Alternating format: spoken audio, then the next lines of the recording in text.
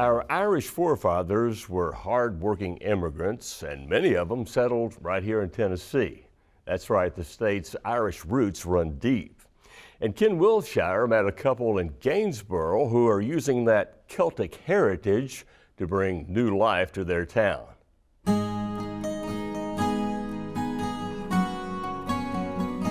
There's a place right in the middle of the green rolling hills of Middle Tennessee where this small community can gather to celebrate its Irish heritage.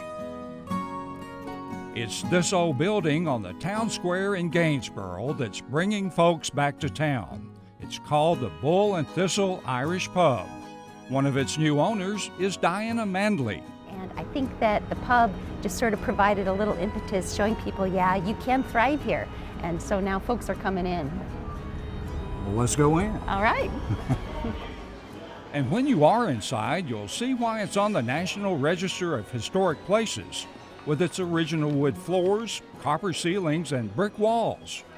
And like the huge oak tree from which the entire bar and tables were made by local craftsmen, the Bull and Thistle Irish Pub is deeply rooted in this community and in Irish tradition. My husband and I, we travel a lot, and we always go to the pub if we can find it, because you meet all the local people there and you hear good music and you eat wonderful food. And people gather there, groups, families, friends, and it just spoke to us that it was a great fit for this area. Diana and her husband Louis were visiting nearby friends when they passed through Gainesboro. They were so overwhelmed by the sense of community and the welcome they received, they were compelled to stay. We kind of fell in love with the people as well as the community, and saw the potential. You hear friends talking about how it used to be and how it was thriving and how people love to come downtown and they love to spend their weekends here. And you look around and think, well, gosh, there's something here that's very special. Why would it not still be that way with just a little bit of a push? They also fell in love with the old buildings, renovated several, and now serve this community with some of the finest Celtic cuisine this side of the Emerald Isle. We've got the things that you would expect to find if you went to a pub in England or in Ireland, and that is shepherd's pie, bangers and mash, bubble and squeak, plowman's lunch. Those are all core basic pub food. Fish and chips, of course, everything done in the Celtic manner. Well, you'll find so much more on the menu, which is prepared by a renowned Irish chef. All right, let's go to bangers and pork chop, lads. Chef Barry O'Connor was first on our list because not only did he have the classical training and apprenticeships in London and in Paris, but after he did all of that, what he chose to do was go back to his hometown of Cork, Ireland, and open a gastropub. And that pub ended up being so successful that ultimately he had 5 different pubs in different parts of Ireland, and he won Pub of the Year multiple times.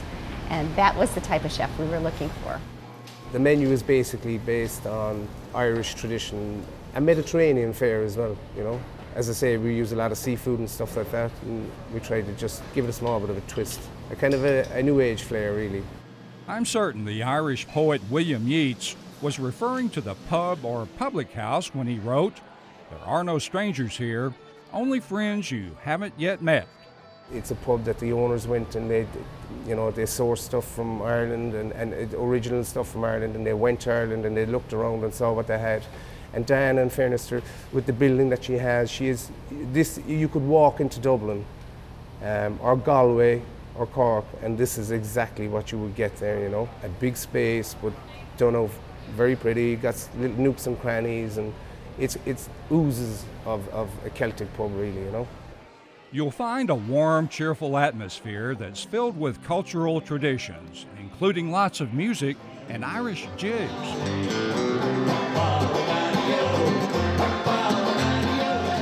The interior of the restaurant is designed to give you a feeling of sort of relaxation and decompression from the time you hit the door.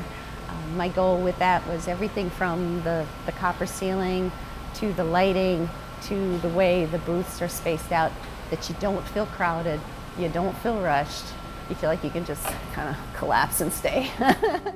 According to Bull and Thistle manager Dave Matlock, The pub is a welcome addition to Gainesboro, where folks here are hoping the luck of the Irish will fall upon the pub and its owners. If Gainesboro had not made a mark on them, they would never have done a project like this. And so that hopefully this will be our great mark for Gainesboro. The bull is a symbol of strength and courage, and the thistle is a beautiful, hardy flower that represents Celtic nobility. This is how the pub got its name and why it means so much more than just another restaurant to this community.